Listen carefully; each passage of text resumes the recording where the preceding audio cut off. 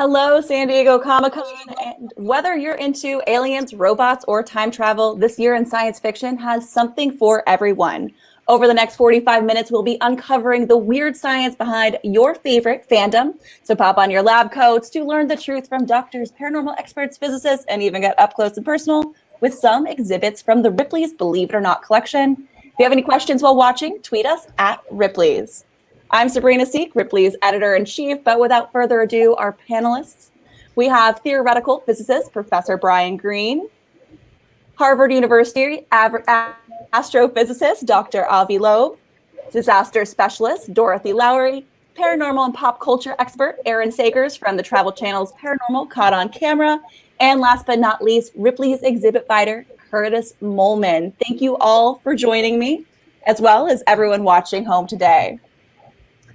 So guys, absolutely. I want to kick this panel off with somewhat of a continuation of last year's, where we focused on a bit of our collection of Back to the Future props. We have the self-tying shoes, a hoverboard, but now that we have such a great cast of experts right now, I think I've got some questions that need to be answered from last year. So Brian, I'm going to kick things off with you and just go straight for it. How close was Back to the Future into getting time travel right? Oh, you couldn't really get much further from the truth than the way they depicted things. But who cares, right? But I guess as far as the panel is concerned, you want to parse it out a little bit. Look, I mean, if you go back into the past and you change something, most of us think that's not even possible, but let's just take that as a given to have the conversation. If you change something in the past, it immediately has an impact on everything in the future. It doesn't gradually change things in the future. So when Marty's holding that photograph as he watches his would-be parents not meeting and he begins to fade away, it wouldn't be that he gradually fades away. He wouldn't be there. Period, end of story. So, it makes for a harder intellectual puzzle to put together a really self-consistent time travel story. People have done it. But, as far as just getting the flavor and fun of it, Back to the Future is a classic for a reason. It's a great film. Certainly. So what would the closest film be to getting it right? It's hard to say. I think The Time Traveler's Wife is a really good one. I mean, I think they played a lot of attention to, for instance, when an older version of a person meets a younger version of themselves in the past. That older person remembers being that younger person and meeting an older version of themselves. The story locks together in a self-consistent structure, temporal structure. And that, I was impressed by the way that they paid attention to those deep details.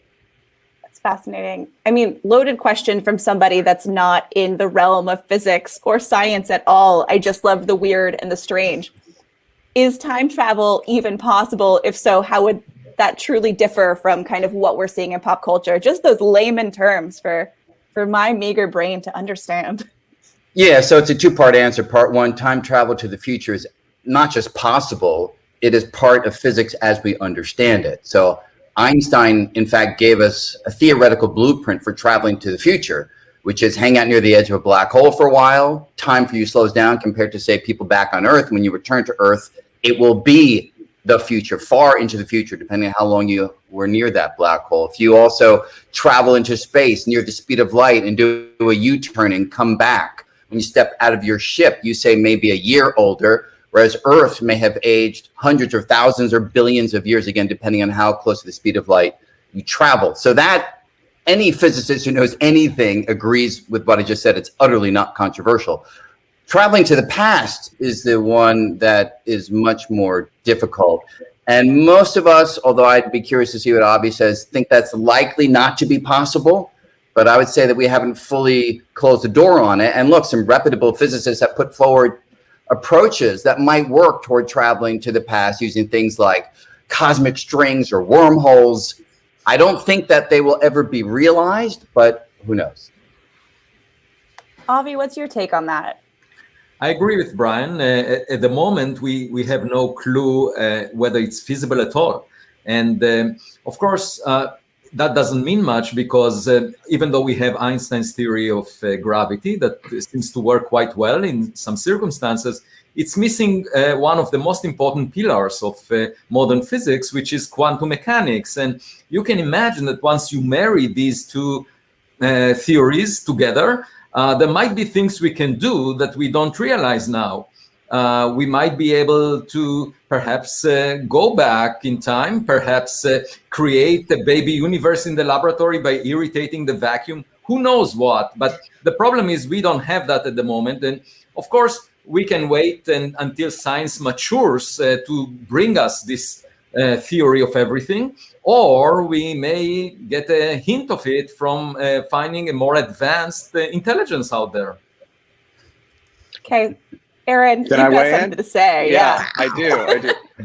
I mean, first off, I'm just, tickled pink to be in a panel with these esteemed experts. But from sort of the paranormal side of things, obviously the paranormal is not a science, and it's just a collection of theories, which a lot of time it's quite fun to think about. But one of the fun theories that I like is that if ghosts exist, that maybe they're not so much our dearly departed that are coming back from the other side to say hello, but instead one of the theories is that a ghost might actually be a temporal anomaly of sorts, that maybe it's time overlapping with itself in a sense, or when we are communicating, or if we see something that appears to be a ghost in theory, that maybe we look to them like a ghost. Maybe we are also appearing to them. So it's more from a temporal side of things as opposed to spectral, which is just a fun thing to think about. Yeah, I would say that science is based on evidence, and it's sharing knowledge that is based on evidence. And so the way for us to proceed is not so much by speculating on what might be possible based on our imagination, but rather trying to develop a realistic view of nature by collecting data. So if you're talking about ghosts, or if you're talking about unidentified flying objects, or any subject that appears to be controversial right now, the way to make progress is not by scientists shying away from it, ridiculing it, and the public being extremely excited about it and speculating about the origins of those phenomena, but instead the scientists should collect more data and clear it up. It reminds me of what used to be the case with 1,000 years ago, when people argue that the human body has a soul, and therefore anatomy should be forbidden. Imagine if scientists would say, oh, the human body is a controversial subject, we don't want to dissect it because there are all kinds of crazy notions about it. Where would modern medicine be? I mean, the science should ignore all of the nonsense being said on Twitter, okay? And instead of trying to get as many likes as possible by appealing to herd groupthink, scientists should just try to get more data on the same subject and clear it up. That's the duty of science to society. It's not just, a nuance. A society funds science. The public really cares about some questions. We scientists can address these questions rather than working on perhaps extra dimensions that will never be found. We should collect more data on unidentified flying objects. Let's just put the best cameras, collect more data. This thing is something we can make progress on. Extra dimensions, Brian can tell me if he's expecting any data to come in within his lifetime. Yeah, let me I just want to clarify one thing. I may have heard wrong, but I thought I heard Avi say that scientists should collect more data, say, about the possibility of ghosts and not waste their time on the extra dimensions of the purported unified theory of all of nature's forces. Did I hear that correctly? No, well, no, I'm saying we should pursue both, but I think I thought I heard that. But for the public, well, I'm not sure that in terms of the extra dimensions we'll get any answers soon. But I do think that if we deploy cameras that are state of the art in the same locations where unidentified flying objects or unidentified aerial phenomena were reported, we will get to the bottom of the origin of what they saw. I think so. And I think we can do it within the coming years at a rather modest budget. So instead of arguing about whether to trust the government, we should just do it as a scientific experiment. And By the way, there is a huge community of people that are interested in the answers. So I think the nature of dark matter, for example, for which hundreds of millions of dollars were dedicated without an answer for decades now. Okay, let's not even speak about extra dimensions, but dark matter. Everyone agrees dark matter exists. Okay, but we haven't found it. We invested hundreds of millions, and by the way, it will have zero impact on the daily lives of people. However, if UFOs are out of Earth, that if they are not China or Russia trying to spy on us, that would have a huge impact on society. So how can we fund such an effort at a level that is less than 1,000 times smaller than the search for dark matter? That's what I'm asking. And the only way I can explain it is because the search for dark matter provides a sandbox for people in academia to demonstrate that they are smart. And that's what they want, to show that they are smart. Unless that's where the aliens and the ghosts live, in which case we're off to the races. Is it a zero-sum game? No, that is part of the point. There should be a separate discussion. I don't want us to dominate this completely. I think the theme was different. But I will say there's a lot of motivation for searching for dark matter and dark energy. There's not a whole lot of motivation for putting a significant amount of money in searching for UFOs. So I don't think it's a zero-sum game, but I really don't think placing one against the other is intellectually honest. And I'll leave it at that. I think it's all fascinating. I know Aaron and I have had these conversations before as to the believe it or not brand, and where do things like this fall into? Where do aliens and ghosts and things, cryptids, things that seem paranormal and really out there fit into a brand that's supposed to be all fact-based, all true? But when you look at the science and everything, there's always an underlying truth to everything. And I'm just interested to see what we're going to find in the next 5, 10, 20 years that we can keep kind of telling these stories. But I'm going to kind of pivot a little bit because this past year has quite frankly felt like a sci-fi flick. Absolutely, right? Empty grocery store shelves, no toilet paper, no anything, a deadly virus, that whole shebang. So I was getting some Contagion vibes, dystopian zombie vibes. And Dorothy, I think this is right up your alley. I'm sure 2020 was like no other for you and your career. But if you could cite one disaster film or series that has been pretty close to getting kind of that protocol down, what would it be? Also, what was your take on 2020? Because here's my take on 2020. So there's kind of a catch-22 in the question because if you've ever been to, if you've ever watched ER or Grey's Anatomy with a nurse, I'm not allowed to watch these movies with other people because I go, oh yeah, that would happen. Okay. So I don't actually get to watch a lot of these movies because the people that I would go to with them don't let me come because I comment. It's a lot easier for me to go, and that was stupid. So yeah, 2020 has been a year, and it would be really easy to bash on 2020 and say this whole year, that whole thing was just a complete expletive deleted show and horrible things and nothing good came of it. But kind of as we're talking about kind of the same line of where should we invest resources, what do we look at in terms of advancement, where are we going? So much innovation and so much advancement came out of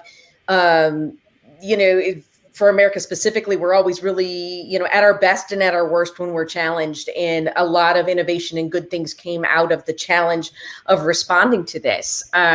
So there were some edifying things.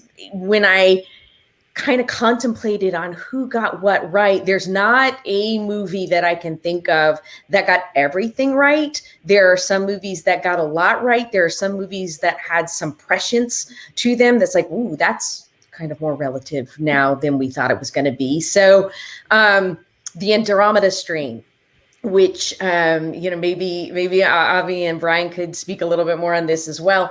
That came out. The book came out in 1969. The movie came out in 1971. And one of the concerns from the Andromeda Strain was, we brought something back and we have no immunity to it, and now it's causing problems. This is a thing. This is a problem, and how do we respond to that? And in when the book was conceived, it was kind of conceived on another quote that came from 1962. So at that point, we hadn't been to any place else, and people are still thinking about this. Well, now we've got the Mars rover. We have things where we're like straight up gonna bring back some samples, wonder what's on board. And so that kind of out there 30, 40 years ago, 50 years ago, pie in the sky, completely irrelevant to the way the real world was working concerns. You know, when they're saying, does it matter to the everyday person? Didn't matter in 1962. Does it matter now? Yeah, that's something that we're thinking about. It's something we should be looking at. And one of my favorite things about that movie was it almost a throwaway when the scientist has an epileptic seizure and she falls out and everybody is, oh my goodness, I wonder what this unpleasantness is. And do I rush in to help her? Because I don't want any of that. You know, the enemy gets a vote, and sometimes the enemy is doing crazy things like this is not related to the disease. This is a second or third order effect. But because of the situation, we'll respond. It's going to change how we respond. And I hope that how we respond still remains human, still remains compassionate, still remains, you know, am I willing to step forward and take a risk because somebody needs me and I don't know what's going on, but I'm still step forward and take that risk. And having been in that situation and seeing somebody like, wow, this could be really bad. This may be a biohazard. And finding out it was actually a colleague who was having a panic attack. You know, that's a real thing. That's a thing that happened. One of the things in Contagion that people have looked at that movie and said, you know what wasn't really realistic? That they came up with a vaccine within 6 months. Well, that was in 2011. In 2021, by gosh, if they didn't. By gosh, if they didn't. Brand new technology, the computational power and the processes and the new things that came out to allow that are to be celebrated. Those are amazing things. But so all of those things have to come together to be able to create effective response. If you think that you're always going to have a 100% effective response, good luck with that. Write that book. Nobody probably will buy it because, again, it'll be boring. But all of these things churn together and nothing new under the sun. If you were going to go, this might not work as well as we think it's going to work at the beginning, of course it won't. Show me one that does. One reason I'm searching for intelligence from space is that I don't often find it here on Earth. And I think also back to Avi's point about thinking like a child and having kind of that open mind to things as well. But I also want to go back to the point you made about kind of wildlife taking over at the time and kind of, you know, your turkeys gobbling on your runs and your rabbits everywhere. Life without humans. Right. We did. I did an episode of Ripley's After Dark on a very unpopular opinion that some cryptids like Bigfoot or, you know, King Kong or Godzilla don't actually seem that far-fetched, you know, when you keep things in mind like island gigantism and stuff, because as you guys know, cryptozoology, you know, it existed before, right? It's animals that you maybe only have anecdotal evidence of, creatures you only have anecdotal evidence of. But in 1735, Carl Linnaeus attempted to classify Earth's living things with his text System Naturae. And some of those observations were inconclusive, much like we're talking about right now. So he had those suspect animals in his findings, and that's what we would call cryptids today. So on that suspect list were narwhals, pelicans, antelope, animals that we know exist. We see on Nat Geo every other day. But as recently as the 20th century, some animals that once thought to be on that fictional list have been proven as fact. It was 1847 that scientists officially identified the gorilla.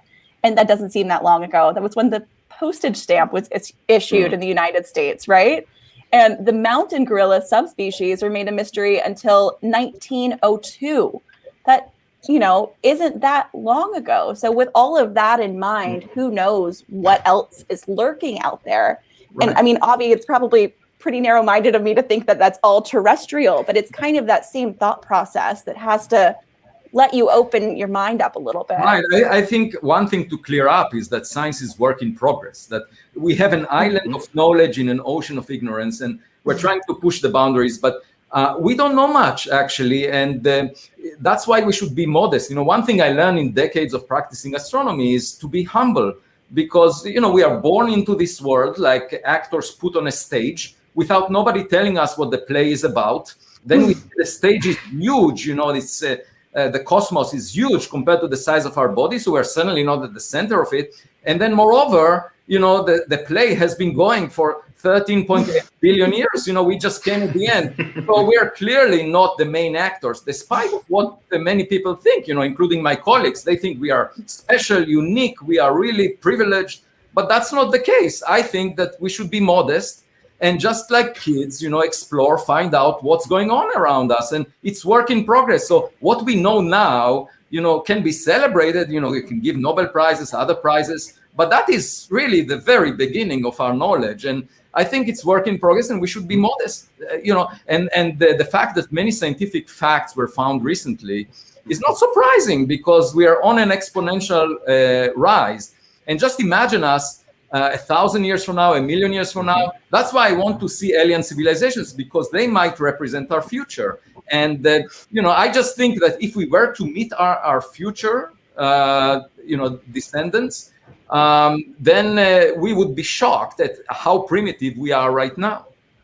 Do you think if we could find the alien civilization that's 1,000, 2,003, hypothetically that exists, and we can get there and we solve all the problems of distance, we can communicate with them and say, so tell us the whole scoop? Is that cheating? Like, are we taking a step past our we need to go through this progress component so we get this right? Or are we entitled to that conversation? Well, hey, tell me all the deal. It feels like cheating in an exam when you look over the shoulder of a student next to you and trying to figure out the answer. But the point of the matter is there is no teacher looking grading you. There is nobody grading you.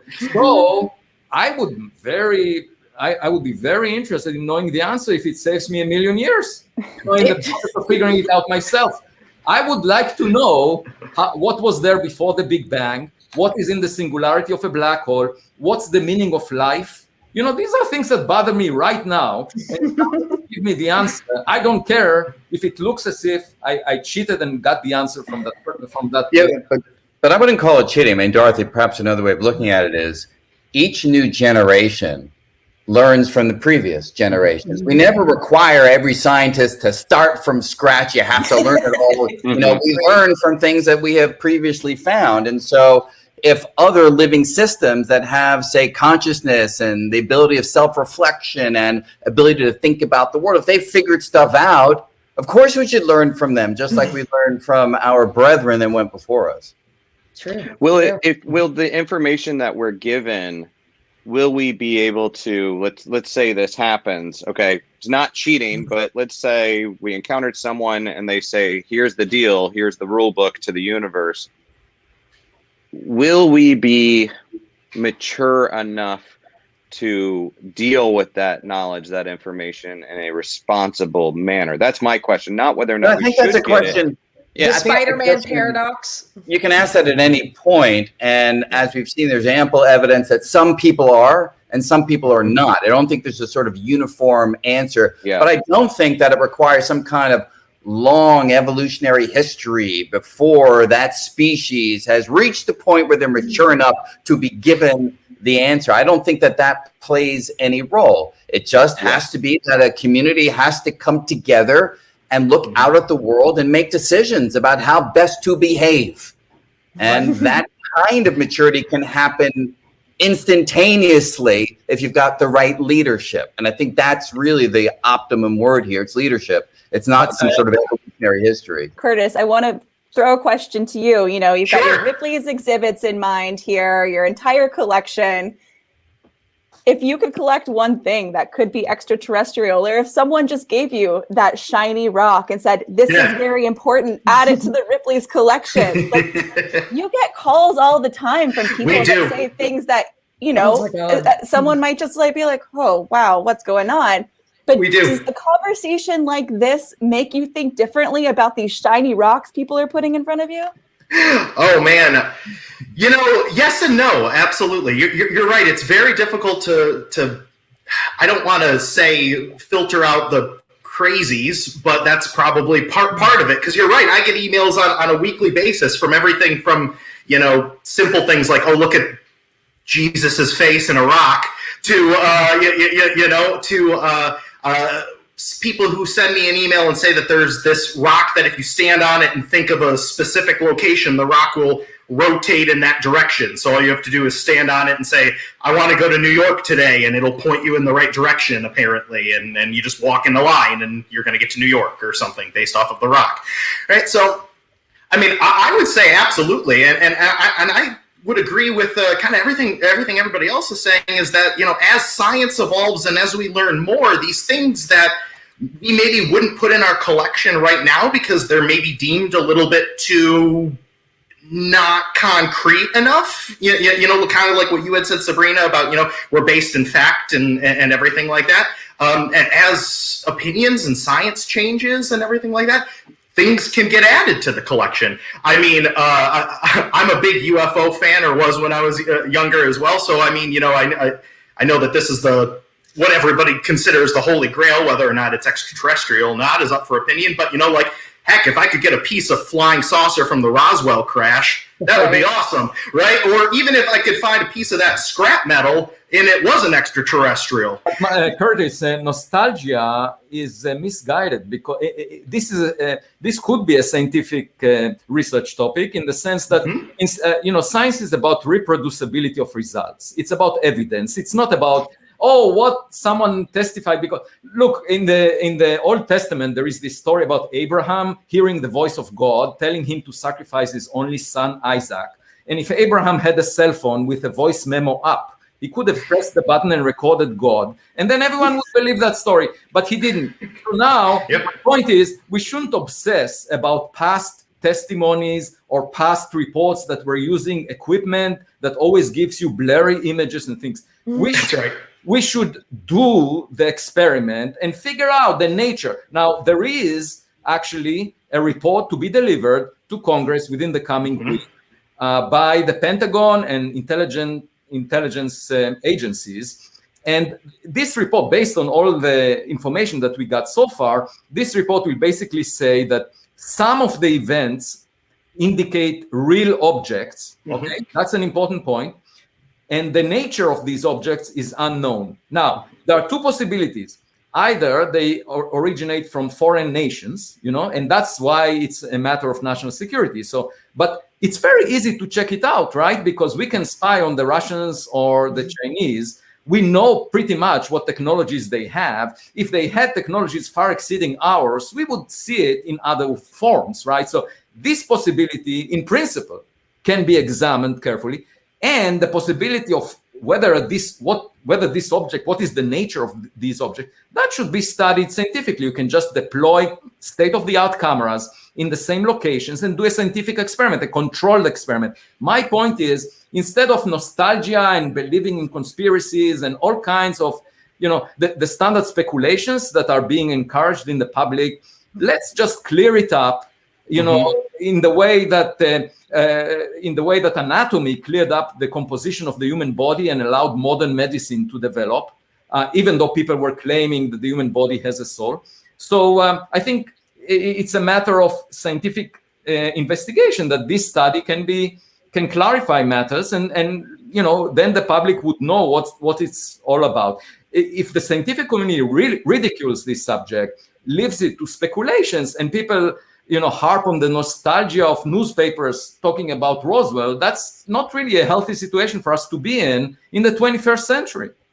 So can I just make two quick points related to that, and then I think I will be done. One point is trivial, the other perhaps less trivial. So Avi, when you said if Abraham had a cell phone, a voice recorder, and recorded a voice saying, sacrifice your son Isaac, I would not be convinced that was the voice of God. I just want to put it out there. I would require more than that. Okay. But the less trivial point is, look, the public certainly gets excited, or a segment of the public gets excited about these ideas. Aaron, you spoke about ghosts. Curtis, you're talking about, you know, Roswell, extraterrestrials, and so forth. But if we got the true ideas of science out there in a better way, those ideas are more exciting. They are more thrilling than anything that any of you guys have made reference to. The qualities of quantum mechanics, the possibility of quantum tunneling, quantum entanglement, what happens at the edge of a black hole, what happens at the center of a black hole, what happens at the moment of the Big Bang, these kinds of ideas that we have made incredible progress on in science. If those ideas were out there in a way that was really accessible, and that's what many of us try to do, but we've yet to really cross the divide in a way that has had the impact that we want, those ideas would be the one that captures the public's imagination, not this stuff about Roswell or these conspiracy theories and so on. Look, I love the human imagination, but you got to draw a line between what is human imagination and limited to what takes place inside the human head and what's relevant to the objective qualities of the external world. That's what is science.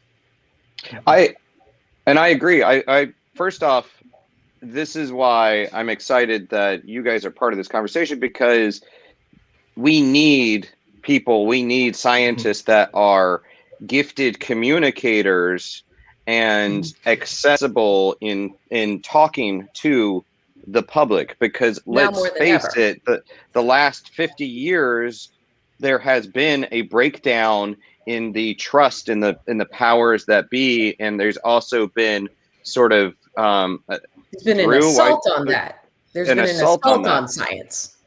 And an assault on science. And I think that it's so incredibly important to be talking to the public in a way that they can find accessible and approachable, because those questions are still happening. People are out there, they're asking questions about the nature of the universe, about our human bodies, about everything, about our existence itself. So you guys being out there answering those questions in an accessible, approachable way is incredibly important, because the flip side is that people also feel like not only can they not trust the larger powers, but they also feel like they've been talked down to, or that they've been cut out of the conversation, or that they don't have a place or a spot or a stake in it.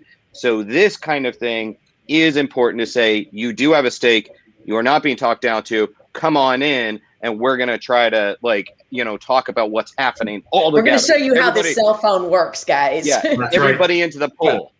If we find that we are not the smartest kid on the block, that there are aliens out there, if we find things that affect our daily lives, like a cure to the pandemic, the vaccine, these are the contact points where science meets society that would appeal to the public. So rather than tell the public, you should be curious about what happened before the Big Bang, you should be curious what happens near the singularity of a black hole.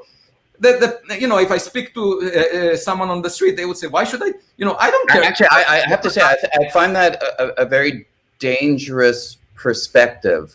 I don't think that we need to tell the public what they should be excited about, but to take the attitude that the only science that really matters is the science that touches everybody in a day-to-day way is such a limited view of what the drama of human exploration is about.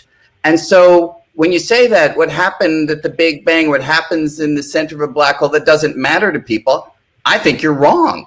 And my experience over 20 years of being out there in the world and talking to kids and adults all around the world from all sorts of cultures, all sorts of backgrounds, is that when these ideas are put forward, it changes their perspective on their everyday life. These kinds of ideas can be the ideas that make everyday life worth living.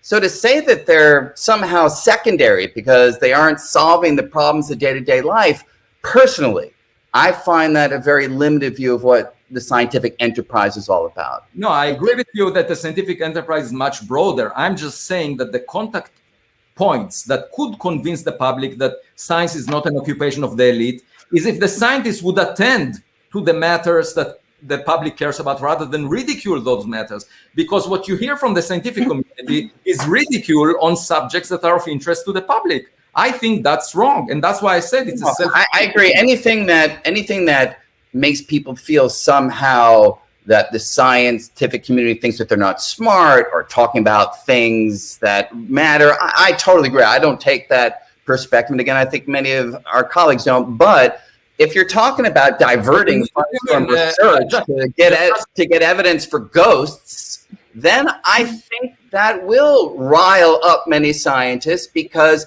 there's not enough evidence to divert money in that direction. No, So, I'm not talking about ghosts. I'm talking about unidentified flying objects. These are specific objects that, former President Barack Obama referred to recently, former CIA Director James Woolsey referred to. These are people that you respect as being realistic. They saw some confidential, restricted data, and they talk about these subjects. Now, the scientists do not want to discuss this subject. And I ask you, you're telling me the scientists are not ridiculing. They are ignoring topics of interest to the public, and at the same time telling the public, you should care about something else. I'm telling you. So you've given one example, just so I know, you've given this UFO, and I agree it's an area that could be settled and perhaps should be settled, but what other topics do you have in mind that scientists are ridiculing the public and not taking, just so I know the inventory of things that fall into that category? Yeah, so the second is the search for technological signatures of other civilizations, which is funded.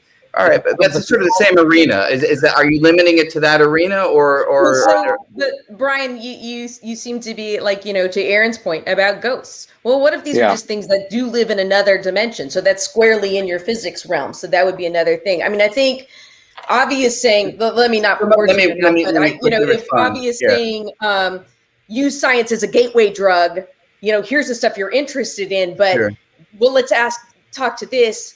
And then let's broaden your conversation and your literacy around there. That works. But also, kind of what Curtis is talking about, these artifacts and these things it's parallel and it all comes together. I don't think this is a zero-sum conversation. Our legends are important.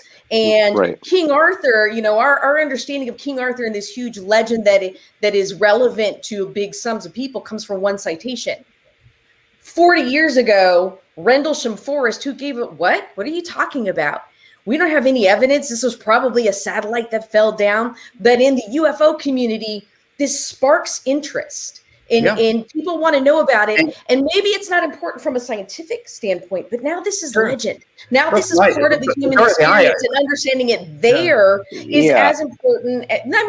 Is a different kind of important, but not unimportant. So, Dorothy, I feel like agree with you. I think our mythologies and our stories from the ancient past are a vital part of what has made us who we are as a people.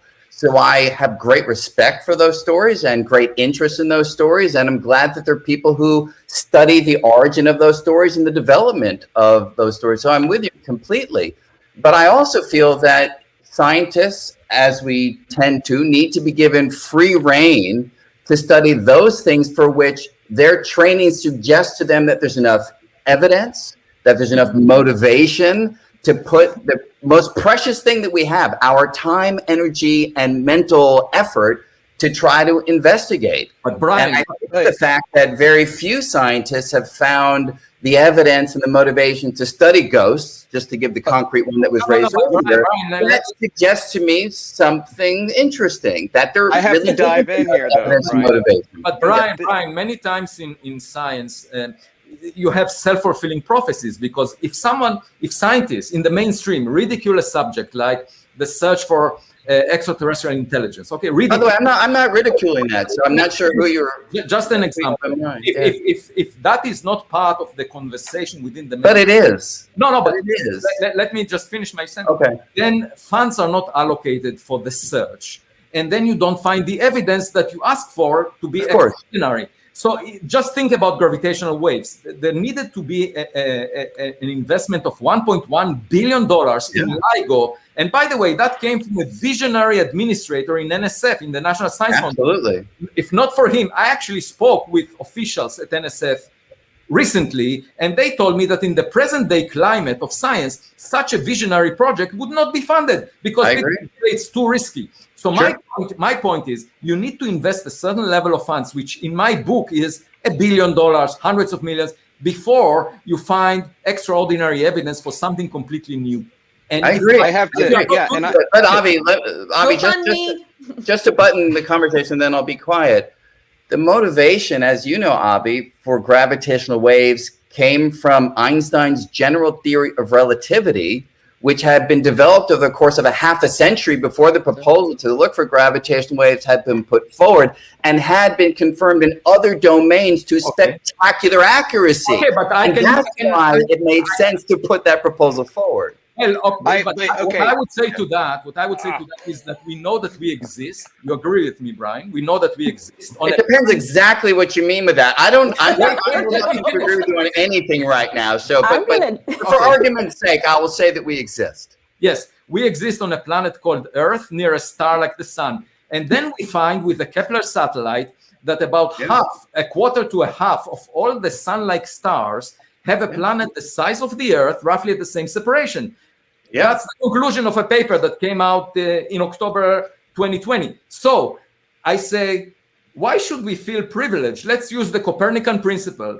That means that the mainstream view, the most conventional view should say, under similar circumstances, you get similar outcomes. Therefore, let's go out and search for it. I think that's as valid a statement as searching for gravitational waves. But this search for extraterrestrial technologies or intelligence is not funded right now. And you ask yourself, why? Because the folklore of people, staying in their comfort zone, ridiculing new ideas, not caring about what the public cares about. And that is my criticism. Can I just respond to the ghost thing for a minute? Because I was going to say, I was going to bring up Ghostbusters Afterlife since it's highly anticipated, but I think I'm cutting that part out of the panel now. But just so you know, I would be thrilled if by the end of this conversation, you convinced me that there is enough reasonable evidence to search for ghosts. If you can get me to that point, I will actually be thrilled. This is what I'll say. This is what I'll respond to is, first off, the search for ghosts, it's quite honestly, no, it's not a scientific pursuit because it's not something based on people's stories. It is not something that we can replicate in a controlled environment. It's not science. And a lot of people try to present it as science. And hell, half the time, I'm not even saying I believe in ghosts, but what I do believe is that at least a third of the population believes in them, and they're telling stories, and there are stories and certain patterns that have been repeated throughout the millennia.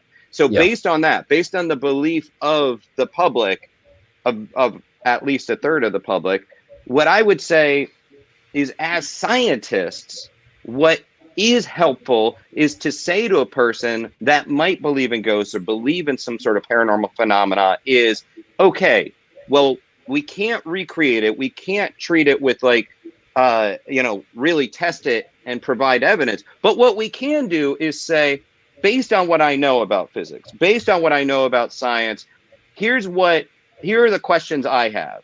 Here are the things that I would like to ask or talk about. Because otherwise, if we're just like, it's not science, we're not talking about it, boom, bing, bang, boom, then we're dismissing. Then we're dismissing Aaron, the population. Let me just quickly address that. So, Aaron, I actually completely agree with you, and my view is that the stories that do have a long history, millennia long, and those ideas that do capture the imagination of a significant fraction of the population do have value because they tell us something deeply about who we are and our evolutionary history that makes us open to certain kinds of ideas and enamored of certain ways of looking at the world. And I do think that can be studied scientifically. So it's a slightly different oblique look at this phenomenon, not literally looking for the evidence of the thing, but rather looking for what it tells us about who we are in the human mind. And I think that's deeply interesting and absolutely valuable. I think if you don't ask those questions together, though, yes, tell me your story. I want to understand this.